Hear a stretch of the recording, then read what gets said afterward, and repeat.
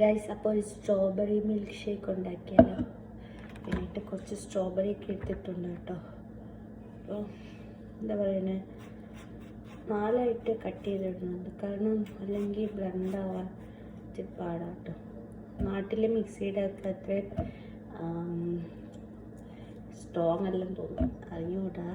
ഞാൻ നേരത്തെ ട്രൈ ചെയ്തിട്ടുണ്ട്, അതുകൊണ്ടാണ്. അപ്പം ഇങ്ങനെ കട്ട് ചെയ്തിടും. അപ്പം ഇതിൻ്റെ ഇലയൊക്കെ നമ്മളിങ്ങനെ പറിച്ച് കളയുന്നുണ്ട്. എന്നിട്ട് 4ആയിട്ട് കട്ട് ചെയ്ത് തൊട്ടിടുക കേട്ടോ. അപ്പം ഇങ്ങനെ കുറച്ചധികം ഇട്ട് കൊടുക്കുവാണ്. അപ്പോൾ ഇത്രയായിട്ടുണ്ട്, ഇത്ര മതി. ഇതിൻ്റെ കപ്പാസിറ്റി ഇത്ര കേട്ടോ. അപ്പോൾ ഇത്ര ഇടുന്നുള്ളൂ.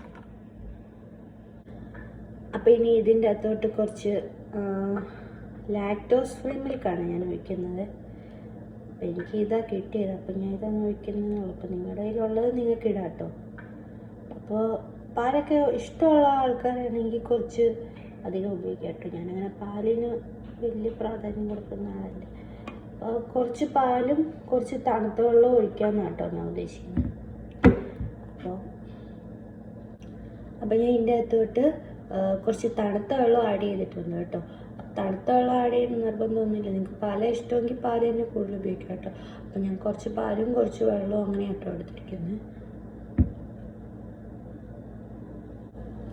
ഇനി കുറച്ച് ഷുഗർ ആഡ് ചെയ്യുന്നുണ്ട്.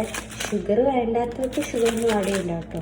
എന്താ പറയുക, സ്ട്രോബെറീൻ്റെ ഒരു നാച്ചുറൽ മധുരമില്ലേ, അത് ഇഷ്ടമുള്ളവർക്ക് അങ്ങനെയും പറ്റും കേട്ടോ.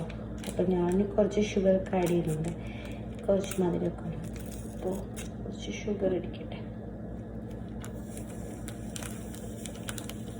അപ്പോൾ കുറച്ച് ഷുഗർ ആഡ് ചെയ്തിട്ടുണ്ട്. അപ്പോൾ ഇനി ഇത് ബ്ലെൻഡ് ചെയ്യാം കേട്ടോ. അപ്പോൾ ഇത് ബ്ലെൻഡ് ചെയ്തിട്ട് കാണിക്കാതെ.